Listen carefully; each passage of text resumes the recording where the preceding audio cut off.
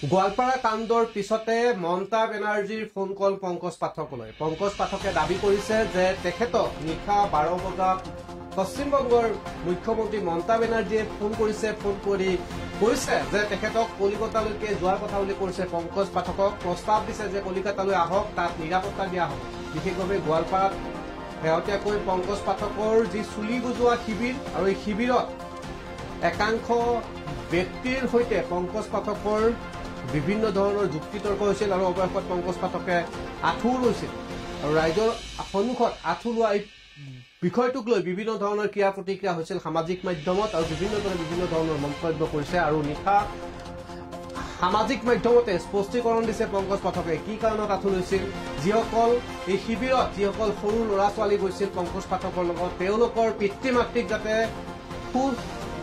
কলমে নিজৰ ল'ৰা ছোৱালীক গতাই দিব পাৰে পংকজ পাঠকে, সেই উদ্দেশ্যেহে তেওঁ আঁঠু লৈছিল বুলি উল্লেখ কৰিছে। এই বিতৰ্ক এতিয়া সাম কটা নাই। মমতা বেনাৰ্জীৰ ফোন কলক লৈ এতিয়া ভিন্ন বিতৰ্ক লৈছে জনা প্ৰতিষ্ঠান। গোৱালপাৰাত আঁঠু কৰাৰ পাছতে মমতা বেনাৰ্জীৰ পংকজ পাঠকলৈ ফোন কল। এই ফোন কলৰ সত্যতাক লৈ এতিয়া প্ৰশ্ন। পংকজ পাঠকে কোৱা অনুসৰি নিশা ফোন কৰিছিল মমতা বেনাৰ্জীয়ে। কলিকতাত যোৱাৰ প্ৰস্তাৱো দিছিল পংকজ পাঠকক।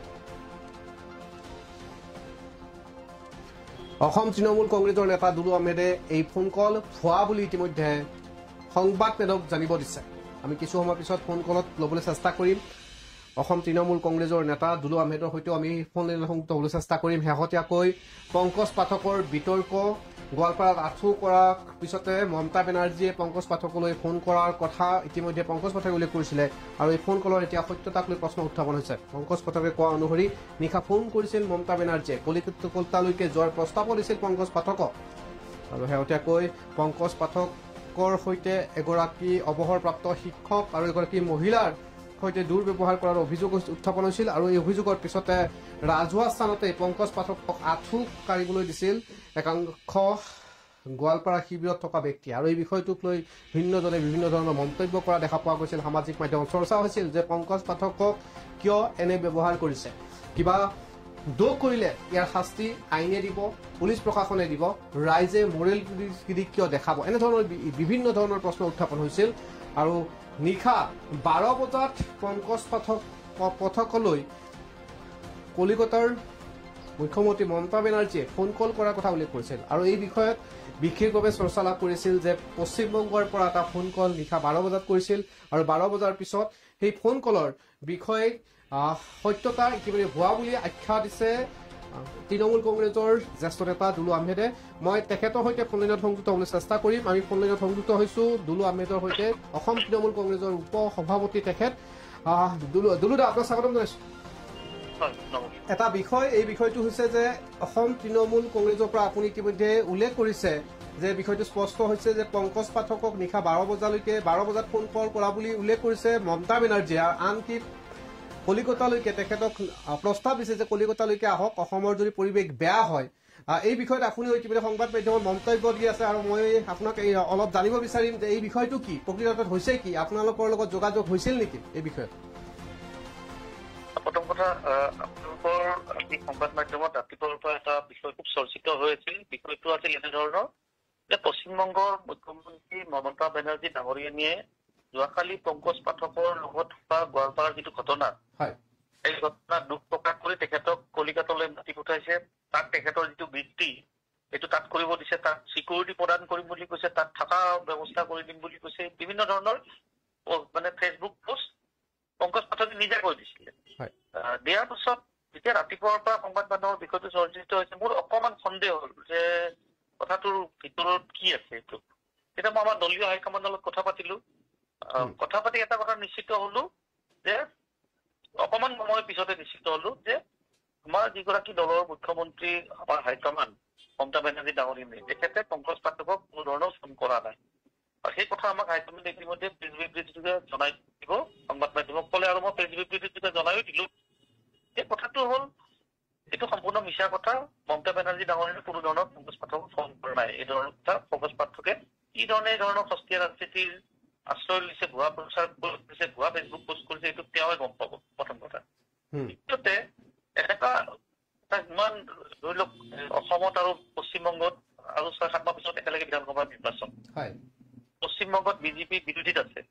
আমি তৃণমূল কংগ্ৰেছ শাসনত আছো তেনে অৱস্থাত কি কথা আহিল যে পংকজ পাঠকে মিছাৰ আশ্ৰয় ল'ব লগা হ'ল নিশ্চয় কিবা এটা ৰাজনৈতিক ষড়যন্ত্ৰ আছে এইটো কি ষড়যন্ত্ৰ আছে এইটো উচিত তদন্ত হ'ব লাগে কাৰণ কি কাৰণে এগৰাকী ৰাজ্যৰ মুখ্যমন্ত্ৰীৰ নাম সামগ্ৰী এটা ভুৱা ফেচবুক পোষ্ট কৰিছে পংকজ পাঠকে সেই আমি ইতিমধ্যে আৰক্ষী সঞ্চালক প্ৰধান অসমলৈ এক অভিযোগ দাখিল কৰিছো পত্ৰখন মই দি দিম ৰক্ষা আৰু এইটো এটা উচিত তদন্ত বিচাৰিছো যে পংকজ পাঠকে এই ধৰণৰ মিছা ভুৱা কথাৰ আশ্ৰয় লৈ কি ধৰণে আমাৰ মুখ্যমন্ত্ৰীৰ নাম ছচিয়েল মিডিয়াত বা তেখেতৰ ফেচবুকত প্ৰকাশ কৰিছিল এটা উচিত তদন্ত হ'ব লাগে আৰু ইয়াত কি তাত জড়িত আছে এইটো প্ৰকাশ পাব লাগে ৰাইজৰ জৰিয়তে নিশ্চয়কৈ আপুনি ইয়াত ৰাজনীতিৰ কথা উল্লেখ কৰিছে আৰু সমগ্ৰ বিষয়বস্তু বা সংবাদ মাধ্যম এই বিগত এই 24 ঘণ্টা ব্যস্ত হৈ আছে পংকজ পাঠকৰ লগত বিশেষভাৱে ৰাজহুৱা স্থানত আঁঠু কৰা বিষয়টোক লৈ আৰু পৰৱৰ্তী পৰ্যায়ত যেতিয়া নিশা 12 বজাত অসম ক্ষমা কৰিব কলিকতাৰ মুখ্যমন্ত্ৰীগৰাকীয়ে অৰ্থাৎ মমতা বেনাৰ্জীয়ে ফোন কল কৰা বুলি কৈছিল পংকজ পাঠকক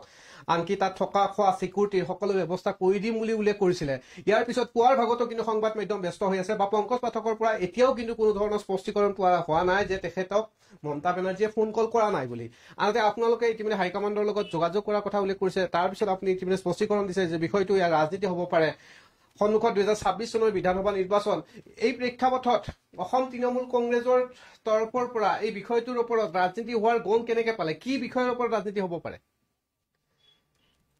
কথাটো এনেকুৱা ধৰণৰ যে তেওঁ পংকজ পাঠক কোন তেওঁৰ ব্যৱসায় কি তেওঁৰ বৃত্তি কি এইবিলাক বিষয়ে আমাৰ কোনো জানাৰ ইচ্ছাও নাই আমাৰ দলৰ কথা কৈছো মইতো তেখেতক ব্যক্তিগতভাৱে চিনিও নাপাওঁ প্ৰথম কথা কিন্তু এতিয়া এগৰাকী আমাৰ দলৰ আমি ৰাজ্যত এতিয়া মই দলৰ জ্যেষ্ঠ সভাপতি পদত আছো আৰু হঠাৎ এতিয়া ৰাতিপুৱা এনেকুৱা ধৰণৰ এটা পোষ্ট পাই যাওঁ বিষয়টো যিহেতু খুব গুৰুত্বপূৰ্ণ যোৱাকালি গোৱালপাৰাৰ বিষয়টোৱে কৈছো তেতিয়া মই অকণ বিষয়টোৰ ওপৰত সন্দেহ এটা ভাৱ আহিল তাৰপিছত মই নিশ্চিত হোৱাৰ কথাটো দেশ বিবৃতিৰ জৰিয়তে জনাইছো আৰু আমি আৰক্ষী সঞ্চালক প্ৰধান মহোদয়ক খন্তেক সময় আগতে আমি তদন্তৰ বাবে অভিযোগ দাখিল কৰিছো এতিয়া আমাৰ দলৰ নাম সাঙুৰ খাই আমাৰ মুখ্যমন্ত্ৰীৰ নাম সাঙুৰ খোৱাৰ কাৰণে আমি বিষয়টো আগভাগ লৈছো আমাৰ দলৰ পৰা আমাৰ মুখ্যমন্ত্ৰীৰ নাম সাঙুৰ নাখালে আমি এই বিষয়টো ইমান গুৰুত্বপূৰ্ণ বিষয় আমাৰ ফালৰ পৰা নাছিলে কিন্তু যিহেতু 6 মাহ 7 মাহ পিছত বিধানসভা নিৰ্বাচন অসমত আৰু বেংগলত একেলগে আৰু বেংগলত পশ্চিমবংগত বিৰোধীত বিজেপি আছে 3বাৰকৈ পৰাজয় হৈছে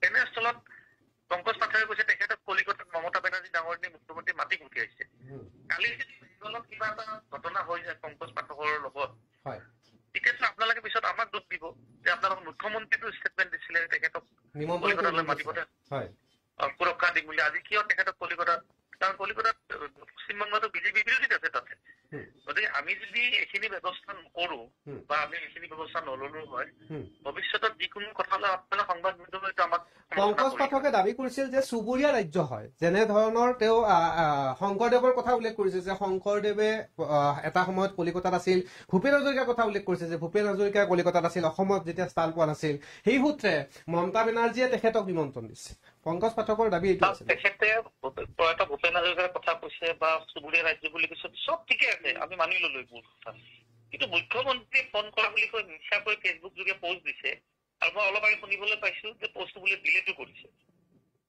এতিয়া ডিলেট কৰিলেতো নহব ইতিমধ্যে সংবাদ মাধ্যমত এটা বিষয়টো চৰ্চা হৈ গ'ল যে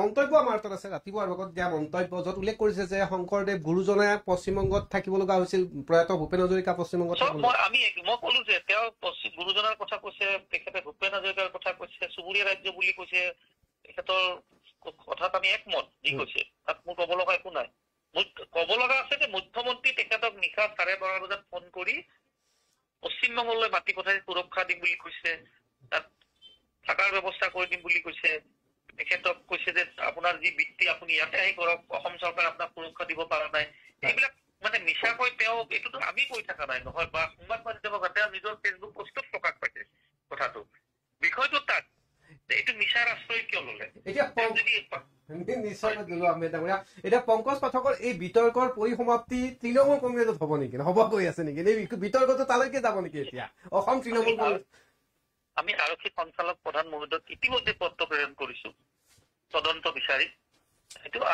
এইটো প্ৰশাসনৰ বিষয় বা চৰকাৰখনৰ বিষয় যদি বেলেগ ব্যক্তিৰ নাম সামোৰ খালে ইমান ক'বলগীয়া নাছিলে কিন্তু এখন অন্য ৰাজ্যৰ মুখ্যমন্ত্ৰী য'ত বিজেপি বিৰোধীত আছে আমাৰ দলৰ নেত্ৰী, আমাৰ দলৰ হাইকমাণ্ড, আমাৰ দলৰ মুখ্যমন্ত্ৰী তেওঁৰ নামত ভুৱা পোষ্ট দিয়াটো সাধাৰণ কথা নহয়তো। ইমান টাইমলৈতো গ্ৰেপ্তাৰ হ'ব লাগিছিল মোৰ মতে, ইমান সময়লৈ মাতি পঠিয়াব লাগিছিলে তেওঁক। প্ৰশাসনে বা চৰকাৰখনে ব্যৱস্থা ল'ব লাগিছিলে যে মুখ্যমন্ত্ৰীৰ নাম কিয় ব্যৱহাৰ কৰিছে। আজি যদি আমি ইয়াতে হিমন্ত বিশ্ব শৰ্মাৰ নাম লৈ যদি ভুৱা ফেচবুক দিলে ইমান টাইমটো মই ডাইৰেক্ট জেলতে গ'লো হয় পিছত, হয় নে নহয়? মুখ্যমন্ত্ৰী এখন ৰাজ্যৰ মুৰব্বীৰ নাম লৈ পংকজ পাঠকৰ নিচিনা এগৰাকী যদি ব্যক্তিয়ে, যিগৰাকী ব্যক্তিক অসমত পৰিচিত নাম, বেংগলীত কথা পতা বুলি কৈছিল পংকজ পাঠকে, যে বেংগলীত কথা পাতিছিল মোৰ সৈতে নিশা। তেওঁ আপোনালোকে যদি ফোনত পাইছে কওক যে আপোনাৰ লগত কি কথা হৈছিল, আপুনি লিখিতভাৱে দিয়ক যে মুখ্যমন্ত্ৰীৰ লগত কথা হৈছে। তাৰপিছত আমি আকৌ পিছত বিহিত ব্যৱস্থা ল'ম নহয়। তেওঁ আমি প্ৰেছ বিবৃতি দিয়াৰ পিছত বা আমি আৰক্ষী সঞ্চালক তদন্তৰ কাৰণে যিখন অভিযোগ দিলো, তাৰপিছত তেওঁৰ মন্তব্য আছে নেকি আপোনালোকৰ তাত? এতিয়ালৈকে মন্তব্য অহা নাই। এতিয়া কোকৰাঝাৰত লাগিলে মই ফোনতে ৱেইটিং কৰিছো, আপুনি মাৰকচোন ইটো ফোনৰ পৰা তেওঁক মাৰক এবাৰ, কি কয় কোনো মই নিশ্চয়কৈ আমি পংকজ পাঠকৰ লগত যোগাযোগ কৰিবলৈ চেষ্টা কৰিম পৰৱৰ্তী পৰ্যায়ত। আৰু আপুনি যি কথা কৈছে আমি আমাক যোগাযোগ তৎক্ষণাৎ পাই যায়, সঁচা মিছাটো গম পাই যায়। আমিতো সঁচা কওঁ বা মিছা কওঁ, যোগাযোগত পাইছে নে নাই? নিশ্চয়। কালি এটা ইমান ডাঙৰ ঘটনা হৈছে, আজি আকৌ তেওঁ কোকৰাঝাৰত প্ৰগ্ৰেমো লৈছিলে, তেওঁক আপোনালোকে পোৱা নাই এতিয়ালৈ বিচাৰি পোৱা নাই, আৰু তাৰ বিষয়টো আপোনালোকে গম পাবই লাগে আৰু এতিয়ালৈ। নিশ্চয়কৈ আপুনি ফোনলৈ সংযুক্ত হোৱাৰ বাবে ধন্যবাদ জ্ঞাপন কৰিছো। এয়া আছিলে দুলু আহমেদ, অসম তৃণমূল কংগ্ৰেছৰ জ্যেষ্ঠ উপ সভাপতি। তেখেতে ইতিমধ্যে ফোনযোগে সম্পূৰ্ণ কথা উল্লেখ কৰিলে যে অসম তৃণমূল কংগ্ৰেছে হাইকমাণ্ডৰ লগত যোগাযোগ কৰিছিল এই বিষয়টোৰ ওপৰত, আৰু হাইকমাণ্ডৰ তৰফৰ পৰা কোৱা হৈছে যে অসম তৃণমূল কংগ্ৰেছৰ তৰফৰ পৰা অথবা পশ্চিমবংগৰ মুখ্যমন্ত্ৰীয়ে কোনো ধৰণৰ ফোন কল কৰা নাই পংকজ পাঠকৰ সৈতে। কিন্তু পংকজ পাঠকৰ শেহতীয়া যি মন্তব্য আছিল আজি পুৱাৰ ভাগতো তেখেতে যোগাযোগ কৰাৰ কথা কৈছিল, আৰু সেয়া পৰৱৰ্তী পৰ্যায়ত বিচাৰ কৰিম বুলি কৈছিল যে কলিকতাত যাবনে নাই। কিন্তু এই বিষয়টো এতিয়া ৰহস্যৰ অৱৰ্তত সোমাই পৰিছে, কিয়নো ইতিমধ্যে স্পষ্টীকৰণ দিয়া হৈছে অসম তৃণমূল কংগ্ৰেছৰ তৰফৰ পৰা। সংবাদ মাধ্যমসমূহলৈকে প্ৰেছ বিবৃতিও প্ৰেৰণ কৰিছে, য'ত স্পষ্টকৈ উল্লেখ কৰিছে যে ইয়াত কোনো কাৰণতে অসম তৃণমূল কংগ্ৰেছৰ তৰফৰ পৰা যি প্ৰেছ বিবৃতি দিয়া হৈছে ইয়াত উল্লেখ কৰি থোৱা আছে যে পশ্চিমবংগৰ মুখ্যমন্ত্ৰীয়ে কোনো কাৰণতে পংকজ পাঠকৰ লগত ফোন কল কৰা নাই, আৰু দুলু আহমেদে এয়া ভুৱা বুলি উল্লেখ কৰিছে। আৰু এয়া সম্পূৰ্ণৰূপে ইতিমধ্যে স্পষ্টীকৰণ ফোন লাইনত দুলু আহমেদে জনালে। মুঠৰ ওপৰত এতিয়া বিতৰ্কত সোমাই পৰিছে পংকজ পাঠক।